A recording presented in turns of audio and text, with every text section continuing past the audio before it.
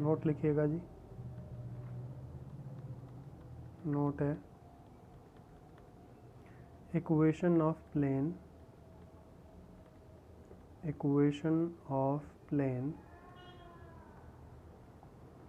इन intercept form.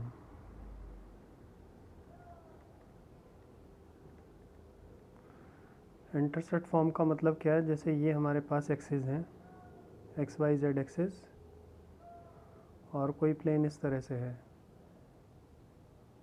ये plane है। Intercepts हैं आपके एक्स एक्सिस पे, ये ए है मान लीजिए, ये एक्स एक्सिस है, ये बी है वाई एक्सिस पे, और ये सी है जेड एक्सिस पे।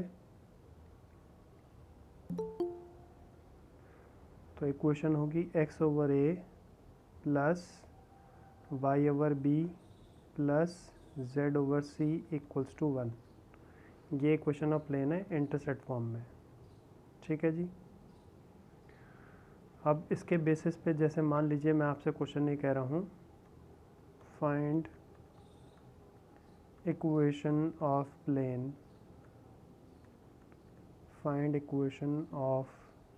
Plane having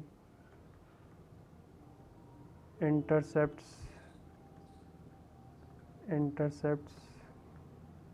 3, 4, 5 respectively.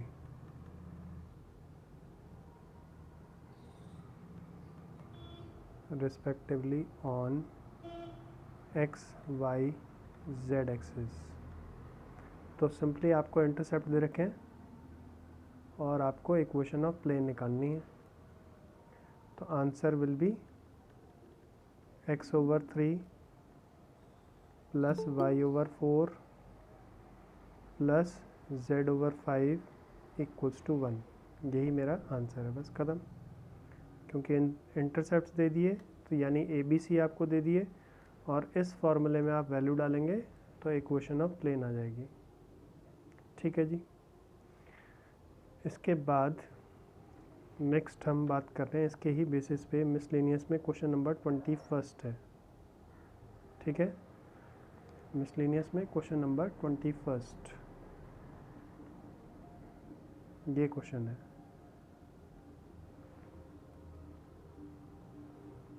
अब इस क्वेश्चन में आपको क्या दे रहा है? इसमें भी आपको इंटरसेप्ट दे रहा है, ए बी सी इसके इंटरसेप्ट है, और पी उसने बोल दिया डिस्टेंस फ्रॉम ओरिजिन है। ठीक है, और आपको ये रिलेशनशिप प्रूव करना है। तो सबसे पहले हमने क्या बोला, जब इंटरसेप्ट क्वेश्चन ने यूज़ कर दिए, ये इंटरसेप्ट क्वेश्चन ने यूज़ करे हैं टर्म्स, तो आप सबसे पहले लिखेंगे लेट इक्वेशन ऑफ प्लेन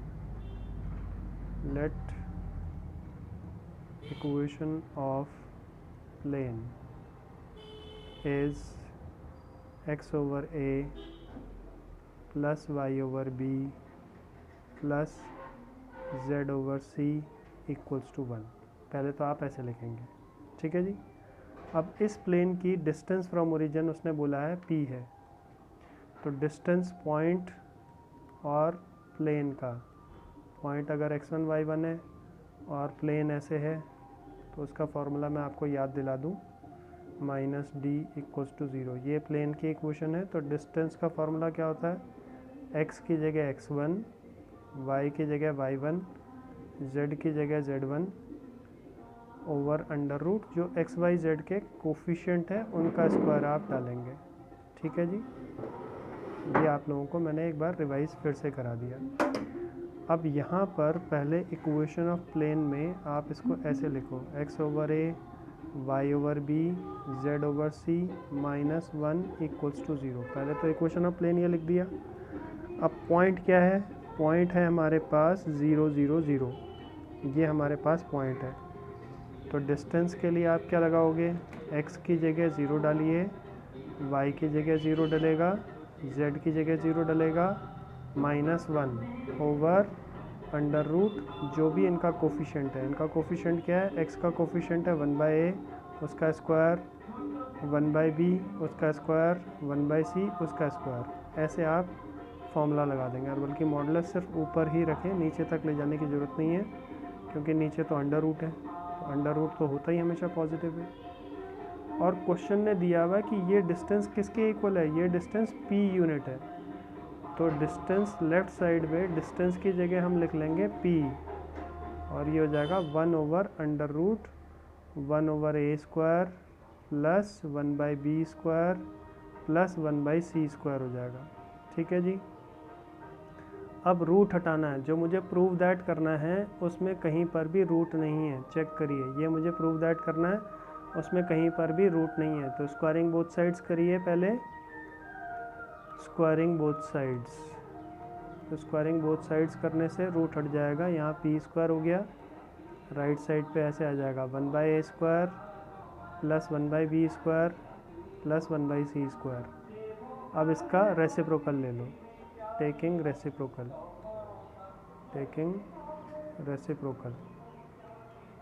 तो ये हो जाएगा 1/p² equals to 1/a² plus 1/b² plus 1/c²। बस, हेंस प्रूव्ड, यही हमको प्रूव करना है। ठीक है बच्चों, समझ में आया कि नहीं आया, बोलो जी। कोई बच्चा ऐसा जिसको नहीं समझ में आया, या फिर से एक्सप्लेन करूं? देखिए, सबसे पहले क्वेश्चन ने बोला है कि आपको इंटरसेप्ट्स दे रखे ABC, तो क्योंकि इंटरसेप्ट्स दिए हैं तो हमने प्लेन की इक्वेशन ये अज्यूम कर ली। इंटरसेप्ट फॉर्मेट अभी हमने डिस्कस किया, ये इंटरसेप्ट फॉर्म होता है। फिर इसमें से 1 को हम लेफ्ट साइड पे ले आए, फिर ये वाला फॉर्मूला लगाया हमने, डिस्टेंस, पॉइंट और प्लेन का। ठीक है जी। पॉइंट हमारे पास क्या है, पॉइंट हमारे पास है 0 0 0, ये हमारे पास पॉइंट है। तो अब इस पॉइंट का इस प्लेन से डिस्टेंस आप लगाएंगे तो डिस्टेंस का ये फार्मूला लग जाएगा। अब इसके बाद आपने स्क्वायरिंग करके बस रेसिप्रोकल करना है, तो आपका आंसर आ गया। ठीक है, आ गया सभी को समझ? अपूर्वा, आपको आ गया बेटा समझ में? वैष्णवी, ऋषिका, रोहन, अदिति, क्लियर। चलो ठीक है। अब एक क्वेश्चन इसी में असाइनमेंट में है, इसके जैसा इंटरसेप्ट फॉर्मेट का भी एक क्वेश्चन इसमें भी है।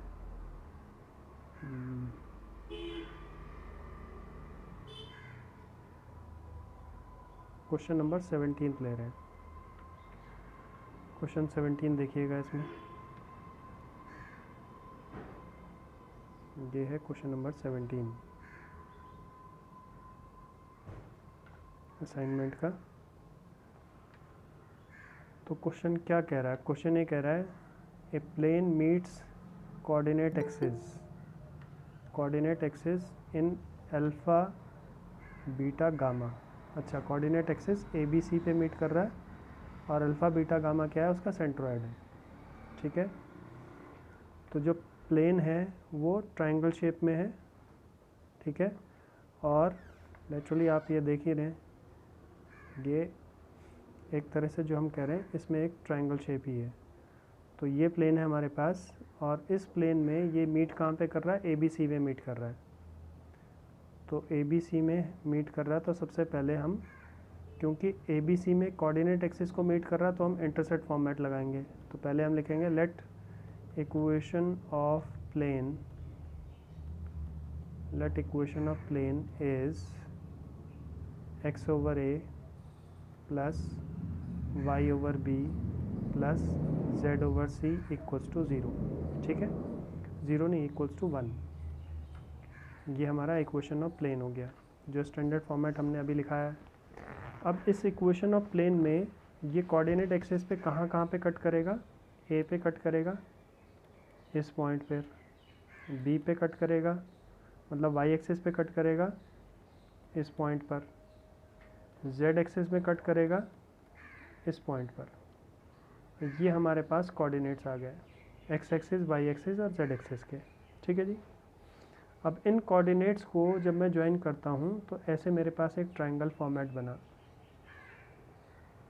ये ट्रायंगल फॉर्मेट बना। ये मैंने मान लिया A 0 0, ये मैंने मान लिया 0 B 0, और ये मैंने मान लिया 0 0 C। अब इस ट्रायंगल का जो सेंट्रॉयड है वो आपको दे रखा है अल्फ़ा बीटा गामा। तो सेंट्रॉयड का फॉर्मूला किसी बच्चे को याद है? बोलो जी, क्या होता है सेंट्रॉयड? याद है किसी को? सेंट्रॉइड होता है x1 plus x2 plus x3 by 3, फिर y1 plus y2 plus y3 by 3 and z1 plus z2 plus z3 by 3।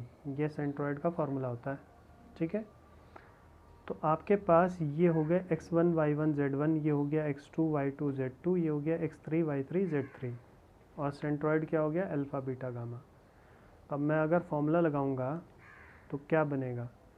x1 is a plus 0 x2 हो गया प्लस 0 x3 हो गया upon 3, this will be equal to alpha, क्योंकि x coordinate है centroid का, ठीक है जी। सेंट्रॉइड का जो x कोऑर्डिनेट है वो अल्फ़ा है। ऐसे ही y कोऑर्डिनेट ले लो। y कोऑर्डिनेट क्या है? 0 प्लस b प्लस 0 ओवर 3, ये किसके इक्वल आ जाएगा? बीटा। ऐसे z कोऑर्डिनेट ले लो, 0 प्लस 0 प्लस c बाई 3, ये किसके इक्वल आएगा? गामा के। तो यहाँ से ए बी सी की वैल्यू आ जाएगी 3 अल्फ़ा। ए कितना आ गया? ए आ गया 3 अल्फ़ा। बी कितना आ गया? बी आ गया 3 बीटा। सी कितना आ गया? सी आ गया 3 गामा, ठीक है। ए बी सी की वैल्यू आ गई। अब ए बी सी की वैल्यू को आप इस इक्वेशन में वापस डाल दो।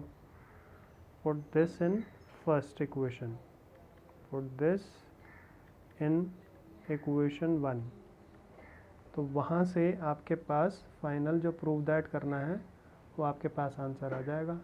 प्रूव दैट क्या करना है हमें? प्रूव दैट ये करना है कि x अपॉन अल्फ़ा, ये जो है ये इस तरह से है, मैं यहाँ लिख रहा हूँ x over alpha plus y over beta plus z over gamma equals to 3, ये मुझे प्रूव करना है। तो अब इसमें आप ए बी सी की वैल्यू डालो, तो इक्वेशन क्या आ जाएगी? x over 3 alpha, y over 3 beta और z over 3 gamma equals to 1। Aditi आ रहा बेटा समझ में? तो आप 3 मल्टीप्लाई कर लो सब में, तो इक्वेशन हो जाएगी x by alpha y over beta z over gamma equals to 3। यही मेरा प्रूव दैट है, बस हो गया प्रूव दैट, हेंस प्रूव्ड। ठीक है जी, आ गया सबको समझ में? वैष्णवी आ गया बेटा समझ? Yes sir. ठीक है। अपूर्वा आप बोलो, समझ में आ गया बेटा? Yes sir. चलो ओके फाइन। तो ये था एग्ज़ाम्पल हमारा 17, एग्ज़ाम्पल नहीं, क्वेश्चन 17 है, ये असाइनमेंट का है, ठीक है। ये किसका? A for assignment. इसके बाद आ जाओ next note, it is distance between parallel planes. Distance between parallel planes. अगर हमारे पास दो प्लेन है A X B Y C Z minus D one equal to 0, एक प्लेन ये है और एक प्लेन ये है A X B Y C Z minus D two equals to 0। तो इन दोनों प्लेन्स में ये पैरेलल हैं। कैसे? क्योंकि इनके जो एक्स वाई जेड के कोफिशिएंट्स हैं वो सेम हैं, या तो सेम होंगे या प्रोपोर्शनल होंगे, ठीक है जी। तो फार्मूला क्या होगा? डिस्टेंस हो जाएगा दोनों के बीच में d1 माइनस d2, ऊपर मॉड आ जाएगा ओवर अंडर रूट एक्स का कोफिशिएंट यानी ए स्क्वायर, वाई का coefficient B square and Z का coefficient C square, A square B square C square. ये आपका डिस्टेंस बिटवीन टू प्लेन्स का फार्मूला लगेगा, ठीक है। इसके बेसिस पे हम एग्जांपल लेते हैं। एग्जांपल है फाइंड डिस्टेंस बिटवीन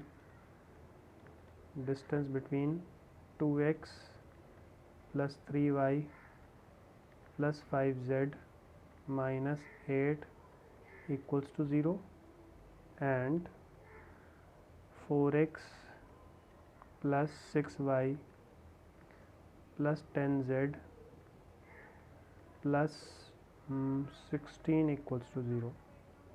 ये हमारे पास दो प्लेन्स हैं। अब दो प्लेन्स के बीच में डिस्टेंस बोला है तो सबसे पहले आप इनका कोफिशेंट्स का रेशो वेरीफाई कर लो। a1/a2 कितना आ रहा है? a1/a2 है 2/4 विच इज़ 1/2। b1/b2 वो कितना है? विच इज़ अगेन 3/6 तो 1/2। फिर c1/c2 निकालो। c1/c2 कितना आ रहा है? ये आ गया 5/10 यानी अगेन 1/2। तो तीनों का रेशो सेम है, तो यहाँ से वी कैन से कि प्लेन्स आर पैरेलल। लेकिन जो हमने फार्मूला ऊपर लिखाया है, इस फार्मूले में हमने बोला कि एक्स वाई जेड के कोफिशिएंट सेम होने चाहिए। तो यहाँ पर एक्स वाई जेड के कोफिशिएंट्स डिफ़र कर रहे हैं इससे। तो 2 एक कांस्टेंट है जो दोनों में, मतलब यहाँ पर 2 कांस्टेंट है जो एक्स्ट्रा है। तो 2 आप पूरी इक्वेशन में डिवाइड कर लो। तो पहली इक्वेशन तो ये है 2x + 3y + 5z - 8, ये हमारी पहली इक्वेशन है। और दूसरी इक्वेशन में आप 2 डिवाइड करेंगे तो क्या बनेगा? 2x + 3y + 5z और प्लस 2 डिवाइड किया तो ये भी 8 आ गया। ठीक है जी। तो अब d1 हमारे पास क्या हो गया? d1 को आप ले लो। आपने अगर d1 को 8 लिया तो d2 को आप -8 लेंगे। ठीक है, इस बात का ध्यान रखिएगा, क्योंकि यहाँ माइनस है यहाँ प्लस है, तो दोनों के साइन अलग अलग चलेंगे। या तो आप d1 को -8 लीजिए तो d2 आपके पास क्या आएगा? +8 लेंगे। तो इस बात का आप ध्यान रखेंगे। ठीक है, दोनों ही सिचुएशन में आंसर सेम आने वाला है। तो फॉर्मूला लगाया पहले हमने, distance is equal to d1 - d2 उसका modulus over √a² + b² + c²। ये आप फॉर्मूला लगाइए। तो d1 - d2 करेंगे तो ऊपर क्या आएगा? 8 और 8 16 हो जाएगा, और नीचे हो जाएगा a²। a क्या है? 2 3 5, ये a b c हैं। तो 2 का स्क्वायर 4, 3 का स्क्वायर 9 और 5 का स्क्वायर हो गया 25। तो 38 आ गया ये। बोलो, यही आ रहा है क्या आप लोगों का आंसर? ये हमारा आंसर आ गया। आप चाहो तो इसको रैशनलाइज कर लो, रूट नीचे नहीं रखेंगे तो √38 ऊपर आ जाएगा। फिर अब आप 2 से और सिंप्लीफाई कर लो तो 2/19 √34 38। ये हमारा फाइनल आंसर है। ठीक है बच्चों, हो गया सभी का ये question? This is distance. Sheetal, हो गया बेटा आपका ये क्वेश्चन? इसके बाद इसके जैसा क्वेश्चन देखो आपके बुक में है, एनसीईआरटी का क्वेश्चन देख लो। कौन सा है? एक तो है क्वेश्चन नंबर 26। अच्छा, कर रहे हो? करो फिर फटाफट, नोट डाउन करना। कौन से स्टेप पे हो आप?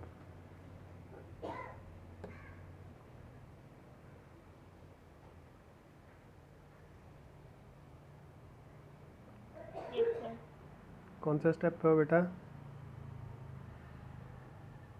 अभी 3rd स्टेप पे हैं। अच्छा, करो करो करो।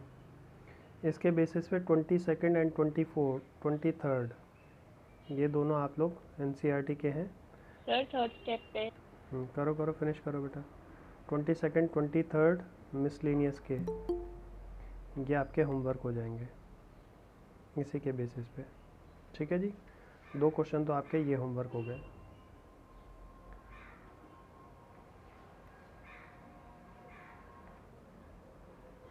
हो गया शीतल?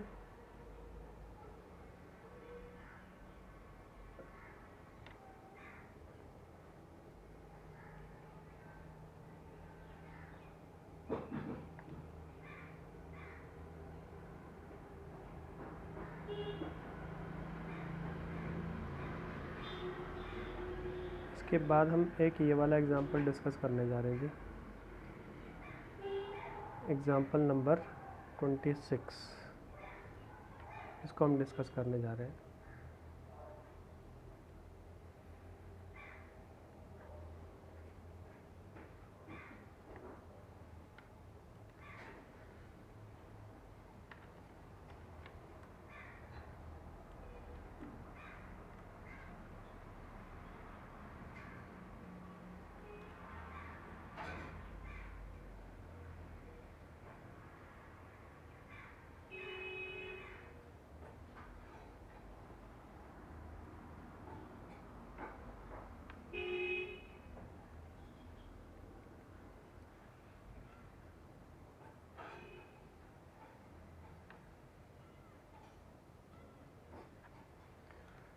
ये इसका फिगर है। अब ज़रा देखिएगा क्वेश्चन क्या कह रहा है। क्वेश्चन ये कह रहा है line makes angle alpha beta gamma और delta with diagonals of a cube. तो सबसे पहले तो आप क्यूब बनाएंगे। तो बोर्ड्स में आप फिगर कैसे बनाएंगे, ये तो हमने बुक में से ही कॉपी कर लिया। तो मैं आपको बता दूं, पहले आप एक्सिस बनाइए इस तरह से। एक्सिस बनाने के बाद सबसे पहले आप ऐसे एक बना लीजिए इस तरह से।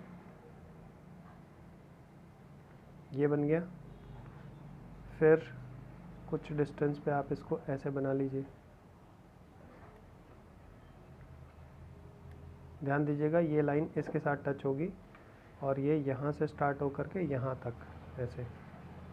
फिर इनको ज्वाइन कर लो, तो ये आपका क्यूब बन गया। ठीक है जी, ऐसे फिगर बनेगा इसका।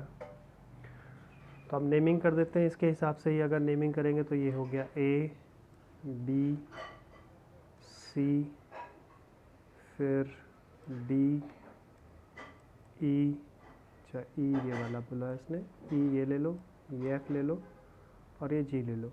इससे कोई फ़र्क नहीं पड़ेगा कि आपकी नेमिंग हमारी नेमिंग अलग अलग हो जाए, तो कोई फ़र्क नहीं पड़ेगा। इसने जैसे यहाँ पर इसको वाई एक्सिस लिया है, मैं इसको एक्स एक्सिस ले लेता हूँ, तो कोई फ़र्क नहीं पड़ेगा। इस बात का ध्यान रखना। कई बार हम लोग सोचते हैं कि जैसे बुक में फिगर है वैसी होगी तो ही क्वेश्चन हो पाएगा, ऐसा कुछ नहीं है। हम एक्स वाई जेड एक्सिस यहाँ पर ले लेते हैं। ठीक है, तो अब मैंने बोला ये क्यूब है। लेट मैंने इसका बोला कि लेट इसकी साइड जो है ये है ए। क्यूब की जो एज है हमने बोला ए है, तो ए है तो इसका मतलब क्या हुआ, इसका मतलब ये हुआ कि यहाँ से लेकर के यहाँ तक की जो डिस्टेंस है वो ए है। तो जो बी है इसके कोऑर्डिनेट आ जाएंगे ए 0 0, क्योंकि एक्स एक्सिस पे है। बोलो यहाँ तक सबको क्लियर है कि नहीं है? बोलो बच्चों, एक्स एक्सिस का कोऑर्डिनेट क्लियर है सभी को? अगर आपको एक्स एक्सिस का कोऑर्डिनेट क्लियर है तो वाई एक्सिस का कोऑर्डिनेट हम क्या लिख लेंगे, सी वाला हम लिखेंगे 0 A 0। ठीक है, और z एक्सिस का कोऑर्डिनेट हम क्या लिखेंगे, z एक्सिस का कोऑर्डिनेट लिख लेंगे 0 0 A। ये हम z एक्सिस का कोऑर्डिनेट लिख लेंगे। ठीक है जी, तो x y और z एक्सिस के हमने कोऑर्डिनेट लिख लिए। उसके बाद आप कोऑर्डिनेट लिखो d का। d क्या है, ये z है और ये x है, तो xz प्लेन में है d। तो d के जो कोऑर्डिनेट होंगे वो होंगे x वाला यानी a, y वाला 0 होगा और z वाला फिर से a। ये होगा मेरा xz प्लेन का कोऑर्डिनेट d का। फिर f का कोऑर्डिनेट क्या होगा, f है x और y, x और y है, तो f मेरे पास क्या हो जाएगा, x आएगा, y आएगा और z वाला मेरा 0 हो जाएगा। ठीक है, फिर g क्या होगा, g है y और z, तो y क्या होगा, x तो 0 हो गया, y के लिए a और z के लिए भी आपका a हो गया, लाइक दिस। अब रह गया e, तो e क्या है, तीनों से बन रहा है x y z, तो e के जो कोऑर्डिनेट होंगे, e के कोऑर्डिनेट होंगे a और a। बोलो बच्चों, यहाँ तक सबको क्लियर है कि नहीं? बना लिया सबने यहाँ तक? वैष्णवी आपने बना लिया बेटा? रोहन? Yes sir. अदिति, इशिका, अपूर्वा, बन गया आप लोगों का? Yes sir. ठीक है, अब क्वेश्चन ने क्या बोला है, क्वेश्चन ने बोला है कि जो भी डायगोनल्स हैं, अब इसके डायगोनल्स कौन कौन से हैं? पहले तो आप इसके डायगोनल्स देखो कौन कौन से हैं। एक डायगोनल है इसका, ये है ओरिजिन O, तो डायगोनल इसके कौन कौन से हैं? इसके डायगोनल्स हैं, एक तो है OE। ठीक है, फिगर से देख लेना, O और E, एक डायगोनल ये है। दूसरा डायगोनल है AF हो गया दूसरा डायगोनल। फिर हो गया C और D, CD, फिर हो गया B और G, ये चार इसके डायगोनल्स हैं। ठीक है बच्चों, अब चार डायगोनल्स हो गए हमारे पास। तो क्वेश्चन ने क्या बोला है कि एक लाइन है, ए लाइन, कोई भी एक लाइन है जो कि डायगोनल्स के साथ एंगल बना रही है अल्फ़ा बीटा गामा और डेल्टा। ठीक है, क्यूब के जो डायगनल्स हैं उनके साथ एंगल बना रही है अल्फ़ा, बीटा, गामा और डेल्टा। तो अब हम क्या कर रहे हैं, सबसे पहले हम डायरेक्शन रेशोज़ निकालते हैं। डायरेक्शन रेशोज़ ऑफ ओ ई, इन सब के डायरेक्शन रेशोज़ क्या होंगे? डायगनल्स के डायरेक्शन रेशोज़ अगर हम निकालें, direction ratios of diagonals, diagonals के डायरेक्शन रेशोज़ कैसे निकलेंगे? आप लोग जानते हैं जब दो पॉइंट्स पता हैं तो x2 minus x1, y2 minus y1, z2 minus z1 होते हैं। तो O हो गया 0 0 0, ओरिजिन का मतलब 0 0 0 होता है, और E क्या है? a a a, तो इसके डायरेक्शन रेशोज़ क्या आएंगे? a minus zero, a minus zero और a माइनस ज़ीरो, यानी a और a, ये तो आ गए डायरेक्शन रेशोज़ ओ ई के। ठीक है, यहाँ तक क्लियर है? आरुषि बोलो बेटा, समझ में आ रहा है? मैं थोड़ा स्लो चल रहा हूँ बट मेक श्योर कि आपको ये चीज़ें समझ में आए, मतलब लिखने का भी आपको टाइम मिल रहा है, साथ साथ सुनने और समझने का भी टाइम मिल रहा है। तो ऐसा ना हो कि क्वेश्चन आप ठीक से पकड़ ही ना पाएँ कि क्वेश्चन क्या कह रहा है। तो हमने पहले क्या लिखे? पहले डायगनल्स लिखे, अब डायगनल के डायरेक्शन रेशोज़ ले रहे हैं, बस सिंपल। तो ये और ध्यान रखना, आपने x1 y1 z1 और x2 y2 z2 किसी को भी ले लिया, कोई फ़र्क नहीं पड़ेगा, आंसर आपका सेम आएगा। तो ये हो गया डायरेक्शन रेशोज़ ओ ई के। अब आप लोग ए एफ के डायरेक्शन रेशोज़ लिख लो।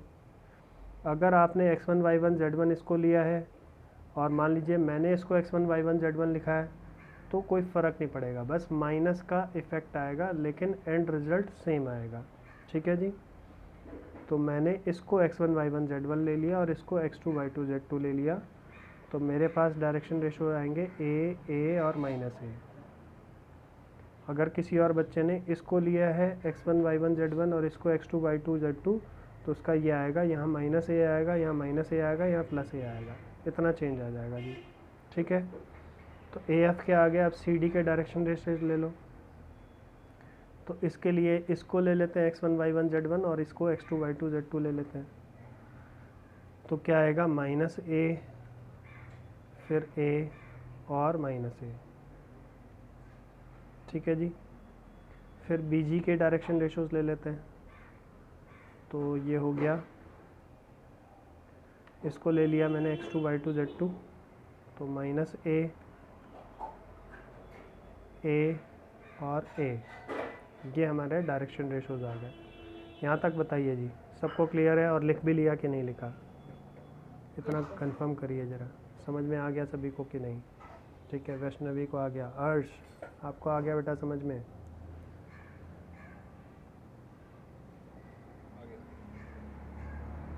अब आप क्या करिए, डायगनल्स आपने लिख लिए, डायगनल्स के डायरेक्शन रेशोज़। अब मैं याद दिलाऊं, अगर डायरेक्शन रेशोज़ हमने बोला था ए बी सी होते हैं, तो आप में से कोई बच्चा बता सकता है कि डायरेक्शन कोसाइंस क्या होंगे? डायरेक्शन कोसाइन, इनके अगर डायरेक्शन रेशोज़ ये हैं, तो डायरेक्शन कोसाइन याद है किसी को क्या होते हैं? बोलो वैष्णवी, आप बोलो क्या होते हैं बेटा direction cosine? a upon under root a square b square plus c square। हाँ, ये ऐसी एल आ जाएगा, और एम के लिए हम बी ले लेंगे, ठीक है, और Yes sir। एन के लिए हम सी ले लेंगे। ये हमने डिस्कस किया हुआ है पहले भी, इवन 3D में भी शायद हमने फर्स्ट एक्सरसाइज में ये पॉइंट डिस्कस किया हुआ है। तो ये आ जाएंगे डायरेक्शन कोसाइंस। तो अगर मैं इसके डायरेक्शन कोसाइंस निकालूंगा तो क्या होगा? ये आएगा a upon under root 3a आ जाएगा, क्योंकि a स्क्वायर सारे सेम है, तो a स्क्वायर रूट के बाहर आके a हो जाएगा, तो a से a कट जाएगा, सिंपली 1/√3 आएगा। तो मैं डायरेक्टली 1/√3 लिख रहा हूँ, चलेगा जी?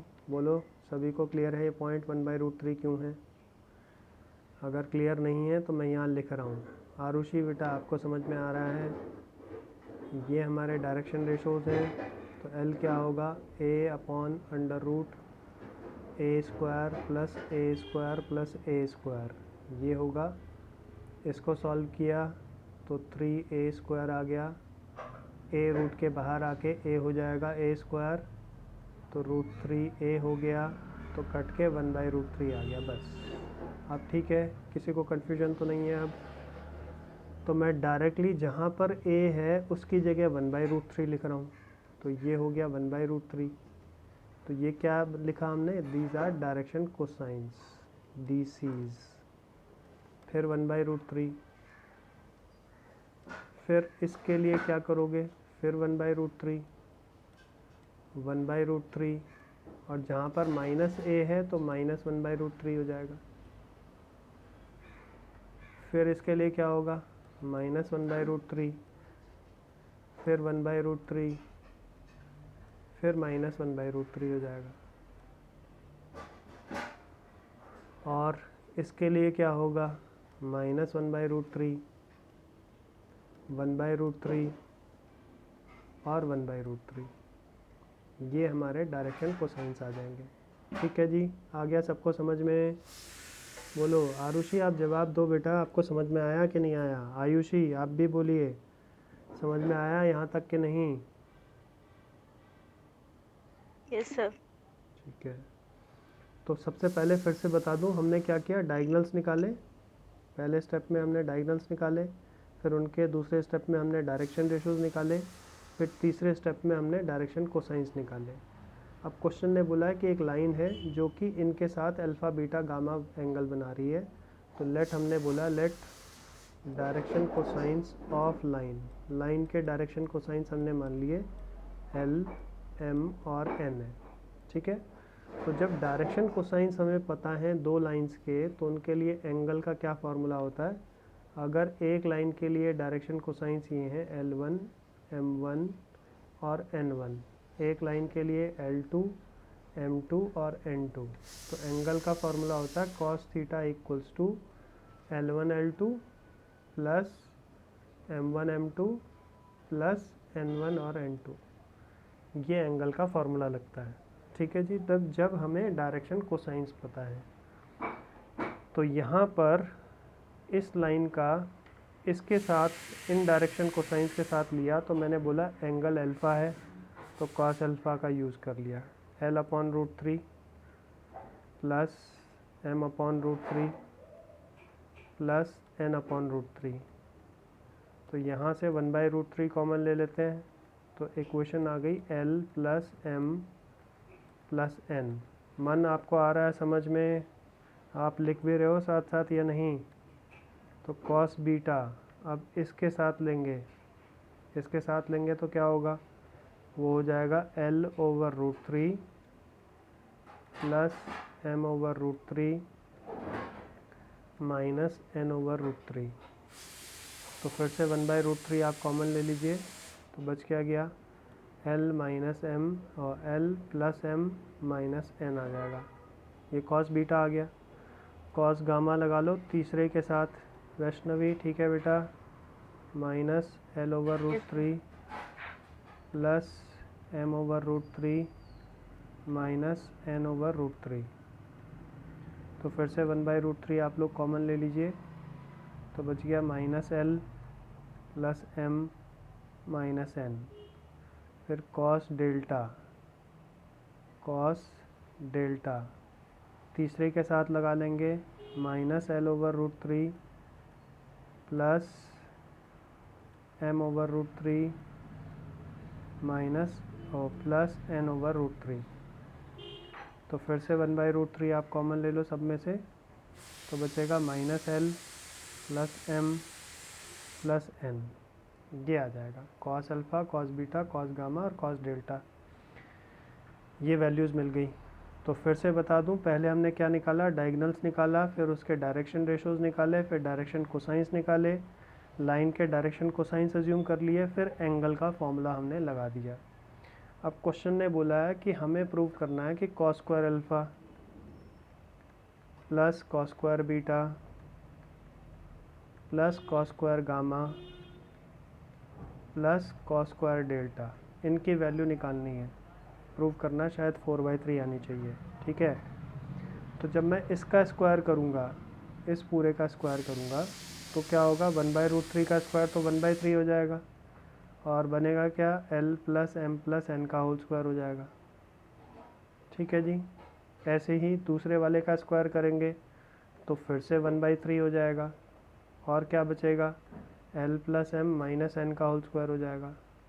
फिर तीसरे का करेंगे तो फिर से 1/3 हो जाएगा, और क्या बचेगा, minus L plus M minus N बनेगा, उसका होल स्क्वायर हो जाएगा। फिर चौथे के लिए करेंगे तो फिर से 1/3 हो जाएगा, minus L plus M plus N हो जाएगा, इसका होल स्क्वायर हो जाएगा। ठीक है जी, यहाँ तक सबको समझ में आया? कर लिया सबने? रोहन हो गया यहाँ तक? अदिति तुम बोलो हो गया कि नहीं? ठीक है, अब सब में से 1/3 कॉमन ले लो। अब मैं इसका होल स्क्वायर ओपन करूँगा तो एक तो आएगा एल स्क्वायर एम स्क्वायर और एन स्क्वायर, और बाकी क्या आएगा, A plus B plus C का जब होल स्क्वायर लगाते हैं तो A square B square C square 2ab 2bc 2ca। याद है सभी को formula, A plus B plus C का होल स्क्वायर जब हम लगाते हैं तो it is A square plus B square plus C square plus 2ab plus 2bc plus 2ca, ये फार्मूला होता है। ठीक है जी, तो एक तो L square M square N square यहाँ से आएगा, एक यहाँ से आएगा, एक यहाँ से आएगा और एक यहाँ से आएगा, तो 4 टाइम्स तो मेरे पास ये आ गया। ठीक है जी, और बाकी सारी टर्म्स आपस में कैंसिल आउट हो जाएंगी। कैसे, 2ab यहाँ से आएगा 2l इंटू एम, ठीक है, और यहाँ से आएगा माइनस 2l इंटू एम, तो टर्म कट जाएंगी, तो सारी की सारी बाकी टर्म्स कट जाएंगी आपस में। और हमें मालूम है L square M square N square हमेशा ही क्या होता है, 1 होता है। तो क्या बच गया, 4/3, यही मेरा RHS आ गया। मुझे यही प्रूव करना था। बोलो समझ में आया कि नहीं आया? वैष्णवी ठीक है बेटा, समझ में आया आपको? Yes sir. बाकी लोग बोलिए। अपूर्वा आ गया बेटा समझ में?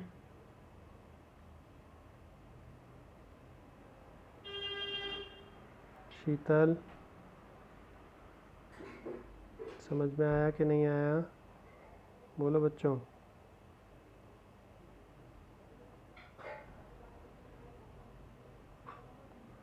रोहन हो गया, अदिति आपका हो गया, आगे बढ़े बेटा। यस चलो ठीक है, तो ये तो हमारा डन हो गया। अब हम ले रहे असाइनमेंट में वापस से, असाइनमेंट का क्वेश्चन लेते हैं।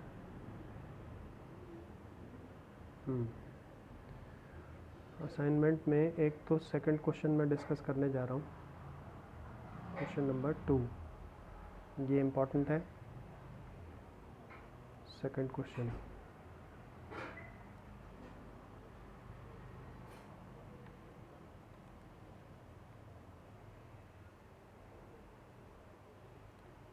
क्वेश्चन है हमारे पास,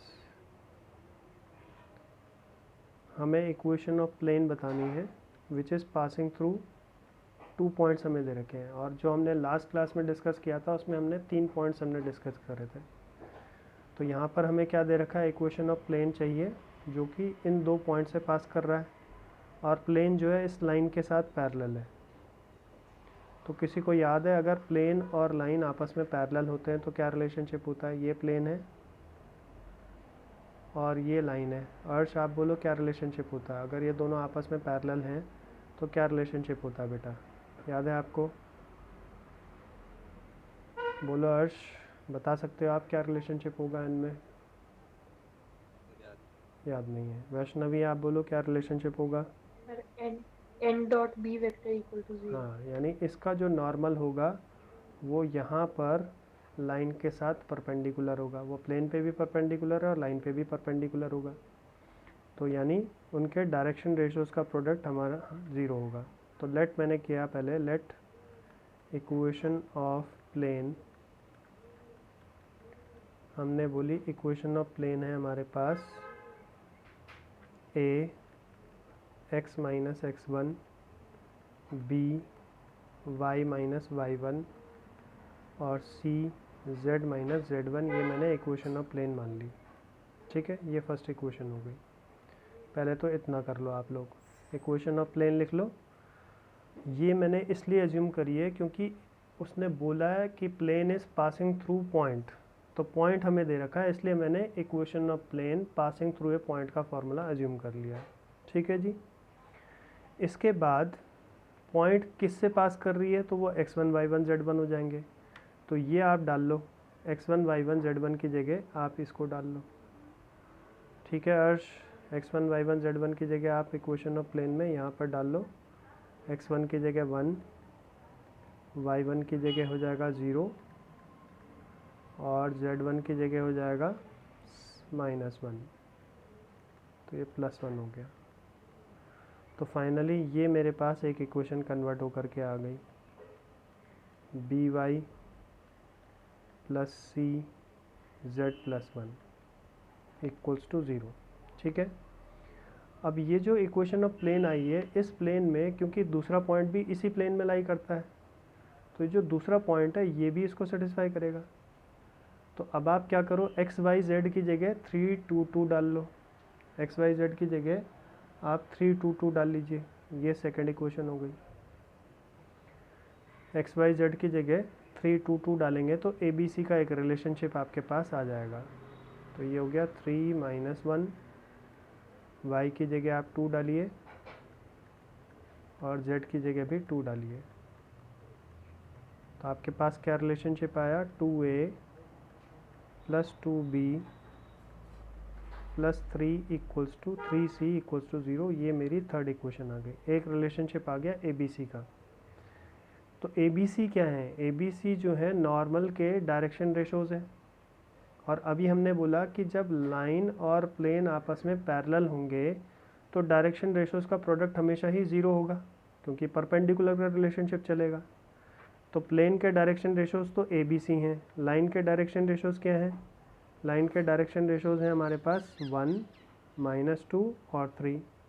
तो इनका प्रोडक्ट लगाओ आप, तो 1 × a, फिर -2 × b एंड 3 × c = 0। ये बन गई फोर्थ इक्वेशन। अब किसी को याद है ये दो इक्वेशन हम कैसे सॉल्व करते हैं, हमने बताया था डिटर्मिनेंट बना करके आप सॉल्व कर लो इसको। तो यहाँ पर आप रफ ले लो डिटर्मिनेंट बना करके, या फिर ऐसे कर लो, सीधा इस तरीके से समझ में आ रहा है तो ऐसे कर लो, a छोड़ दिया, a वाला कॉलम छोड़ दो, इस कॉलम को हम छोड़ देते हैं। इसको छोड़ने के बाद यहाँ पर कोफिशिएंट देखो क्या है, यहाँ पर कोफिशिएंट है 2 और यहाँ पर कोफिशिएंट क्या है 3। इन दोनों को मल्टीप्लाई करो पहले, जैसे डिटर्मिनेंट में करते ही, 2 × 3 माइनस इसका कोफिशिएंट और ये कोफिशिएंट, तो माइनस ऑलरेडी है बीच में, प्लस हो जाएगा 3 × 2 6। और जब सेकंड एलिमेंट लेंगे b की बारी आएगी तो आप माइनस का निशान लगाइए, तो b/, अब यहाँ पर a का कोफिशिएंट क्या है 2, यहाँ पर c का कोफिशिएंट क्या है 3, फिर माइनस यहाँ पर a का कोफिशिएंट 1 है और यहाँ पर c का कोफिशिएंट क्या है 3। आ रहा है समझ में वैष्णवी, आ रहा है समझ, रोहन, अदिति, यस सर। अपूर्वा, आ रहा है बेटा समझ में कि नहीं आ रहा है? Okay good. फिर हो गया c/c लिखा, तो फिर अब आप क्या करेंगे, a और b, मतलब उस जिसको हम उठा रहे हैं, जैसे b लिया तो उस कॉलम को छोड़ देंगे, a लिया तो उस कॉलम को छोड़ दिया था हमने, अब c लिया तो c वाला कॉलम छोड़ दीजिए, तो 2 × -2, तो ये हो गया 2 × -2, फिर 1 × 2, माइनस लगाएंगे बीच में 1 × 2, तो ये क्या आया, a 6 + 6 12, फिर माइनस b, ये हो गया 6 - 3 यानी कि 3, फिर c -4 -4 -4 और -2, तो 6 हो गया। तो 3 सब में से कॉमन लेकर के आप हटा दो, ये -3 है, b को माइनस नीचे ले जाओ, तो 3 हटाएंगे तो ये 4 हो गया, यहाँ पर हो गया -1 और ये हो गया -2। ठीक है जी, बोलो सबको क्लियर है यहाँ तक? अर्श आपको समझ में आया बेटा? अब ये जो ए बी सी की वैल्यूज़ आई हैं इनको आप प्लेस कर लो सेकंड इक्वेशन में, तो वो फाइनल इक्वेशन ऑफ प्लेन आपको दे देगा। पुट करिए in equation 2, put this in equation 2, तो ये हो जाएगा, a हमें दे रखा है, a हमारे पास 4 हो गया, तो 4 x माइनस वन, बी हो गया माइनस वन, तो माइनस वाई, सी हो गया minus two, z plus one equals to zero. तो फाइनली आपका जो आंसर आएगा it is 4x minus Y minus 2z, फिर माइनस 4 एंड माइनस 2, तो माइनस 6 इक्वल्स टू ज़ीरो। ये इक्वेशन ऑफ प्लेन आएगा आपके पास। ठीक है बच्चों, यही आ रहा है क्या? कंफर्म करो। रोहन हो गया? Yes sir. चलो बढ़िया। डन। इसके बाद मैं डिस्कस करने जा रहा हूँ एक क्वेश्चन और है, ये इम्पोर्टेंट है। Question number 6। अगर आपको ये कह रहा है कि शो करिए कि लाइंस, या एग्जामिन करिए कि लाइंस आर इंटरसेक्टिंग, तो ये पॉइंट हम पहले भी डिस्कस कर चुके हैं कि अगर लाइंस इंटरसेक्टिंग मुझे शो करना है तो हम शॉर्टेस्ट डिस्टेंस निकालते हैं, और अगर वो ज़ीरो आ रहा है यानी लाइंस आर इंटरसेक्टिंग। ठीक है जी। तो इस केस में यही पूछ रहा है वो कि डिटरमाइन करिए whether the following pair of lines are intersecting और नॉट। तो मुझे बताना है क्या ये लाइंस इंटरसेक्ट कर रही हैं कि नहीं कर रही हैं। तो उसके लिए लाइन का पहले स्टैंडर्ड फॉर्मेट में होना ज़रूरी है। तो पहली इक्वेशन ये है, x माइनस 5/2 इक्वल हो गया y प्लस 1/3 इक्वल हो गया z। तो अकेला z लिखा यानी z/1 हो गया। तो यहाँ से मैं a1 और b1 वेक्टर निकाल लूँगा। a1 वेक्टर वो होता है जिसे लाइन पास कर रही है। तो यहाँ पर अगर -5 लिखा है तो हमने बोला था हम प्लस लेते हैं, तो a1 वेक्टर क्या आ जाएगा 5i। ठीक है अर्श, समझ में आ रहा है। और b1 हो गया -j, -1 हो जाएगा, और c1 यहाँ पर है ही नहीं, a1 वेक्टर आ गया। फिर b1 वेक्टर क्या होगा? b1 वेक्टर आएगा जो नीचे वाले हैं, यानी 2i प्लस 3j और प्लस k, ये आपका b1 वेक्टर हो गया। a1 आ गया, b1 आ गया। फिर अब दूसरी इक्वेशन ले लेते हैं। दूसरी इक्वेशन हमारे पास क्या है? दूसरी इक्वेशन है x plus 6/5 equals to y minus 2/1, comma दे रखा है z इक्वल्स टू 2, ये आपको दे रखा है। तो जब ऐसे देगा बीच में कॉमा, स्टैंडर्ड फॉर्मेट में कभी कॉमा नहीं होता है, इक्वल टू होता है, तो उसको स्टैंडर्ड फॉर्मेट में कन्वर्ट करने के लिए आप ऐसे लिखेंगे, ये तो सेम रहेगा और ये भी सेम रहेगा। यहाँ पर क्या करेंगे, 2 को हम लेफ़्ट साइड पे लाएंगे तो क्या हो जाएगा, z माइनस 2 हो जाएगा। और जब z माइनस 2 हो जाएगा तो राइट साइड पे क्या रह गया, 0। तो उस 0 को मैं नीचे लिखूँगा यहाँ पर अपॉन में, ऐसे लिखा जाएगा। ये स्टैंडर्ड फॉर्मेट बनेगा, इस बात को आप ध्यान रखना।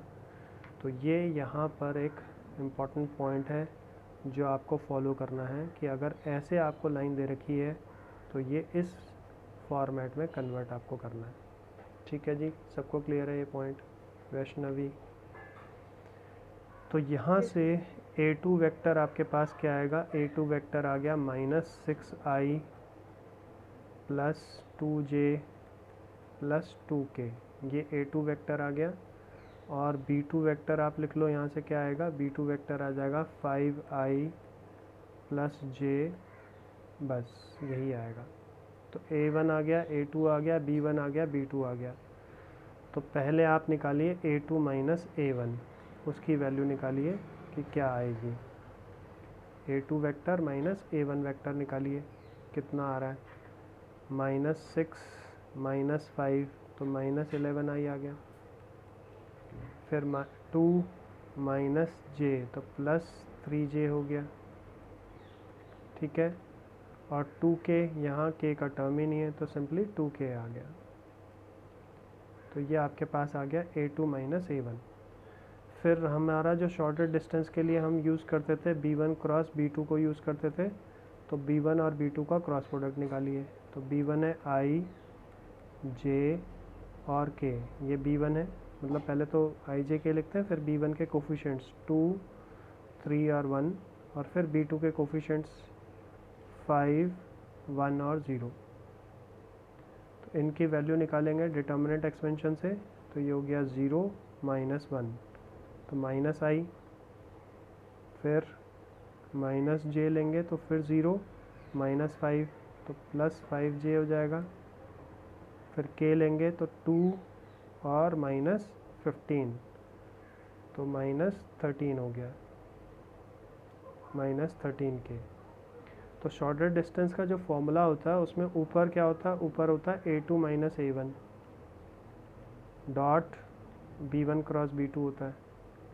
इनकी वैल्यू आप चेक करो कि 0 आ रही है कि नहीं आ रही है, यानी इसका डॉट प्रोडक्ट लेंगे इसके साथ, तो अगर इनका डॉट प्रोडक्ट 0 आ रहा है दैट मीन्स ये हमारे पास इंटरसेक्टिंग लाइंस है। तो डॉट प्रोडक्ट लिया तो 11 का i के साथ करेंगे तो 11 हो गया, j का j के साथ करेंगे तो 15 हो गया, और k का k के साथ करेंगे तो 26 हो गया। तो क्लियरली नज़र आ रहा है ये टर्म्स कट जाएंगी, 0 आ जा रहा है। तो 0 आ गया तो फाइनल आप कंक्लूजन लिख लेंगे, देयरफॉर लाइंस आर इंटरसेक्टिंग। इतना तो हमने प्रूव कर दिया जी कि लाइंस क्या है, लाइंस आर इंटरसेक्टिंग। तो अब मुझे क्या निकालना है, अब मुझे निकालना है कि पॉइंट ऑफ इंटरसेक्शन भी मुझे निकालना है कि इनका पॉइंट ऑफ इंटरसेक्शन क्या होगा। ठीक है, क्वेश्चन में अब हम पॉइंट ऑफ इंटरसेक्शन भी निकालते हैं। कह रहा है इफ़ यस फाइंड करिए पॉइंट ऑफ इंटरसेक्शन। तो पॉइंट ऑफ इंटरसेक्शन के लिए यहाँ से आप एनी पॉइंट निकाल लो और उसको दूसरी इक्वेशन में पुट करिए। तो पहली लाइन से एनी पॉइंट हम निकाल लेते हैं, पॉइंट ऑफ इंटरसेक्शन हम इस तरफ ले लेते हैं। तो एनी पॉइंट ऑन लाइन, तो यहाँ से एनी पॉइंट निकलेगा तो it will be 2 lambda +5, 3 lambda -1 and lambda only. और इसको पुट करिए, पुट इन इक्वेशन 2। ये फर्स्ट इक्वेशन हो गई हमारे पास और ये हो गई सेकंड इक्वेशन। यहाँ पर पुट करेंगे तो x और y की जगह ही पुट कर लो, बस अनफ है, वहीं से लैम्डा आ जाएगा। तो x की जगह हम डाल लेते हैं 2 लैम्डा +5 +6 ओवर 5, y की जगह 3 लैम्डा -1 -2 ओवर 1। तो अब इसको क्रॉस मल्टीप्लाई करेंगे तो ये हो गया 2 लैम्डा +11 एंड ये हो गया 15 लैम्डा -3 है और 5 मल्टीप्लाई करेंगे तो 15 हो जाएगा। तो ये हो गया 2 आ रहा है, 13 लैम्डा, हाँ ठीक है 26 एंड लैम्डा आपका 2 आ गया। तो लैम्डा 2 आ गया तो लैम्डा की वैल्यू आप यहाँ पे डालेंगे तो पॉइंट ऑफ इंटरसेक्शन आ गया। बस पुट इन थर्ड, तो पॉइंट ऑफ इंटरसेक्शन आ गया 6 + 5 11 and 6 - 1 5 and 2 is required point of intersection, required point of intersection। ठीक है जी, आया समझ में सभी को? यही आ रहा आंसर, कंफर्म करो। 9 5 और 2 आ रहा है, 9 अच्छा 4 है, ओके ओके ठीक है 2 लैम्डा +5 तो 2 डालेंगे तो 4 + 5 से आपके पास 9 ही आएगा, बिल्कुल सही है 952 यही आ रहा है, चेक करो। ठीक है, कंफर्म है।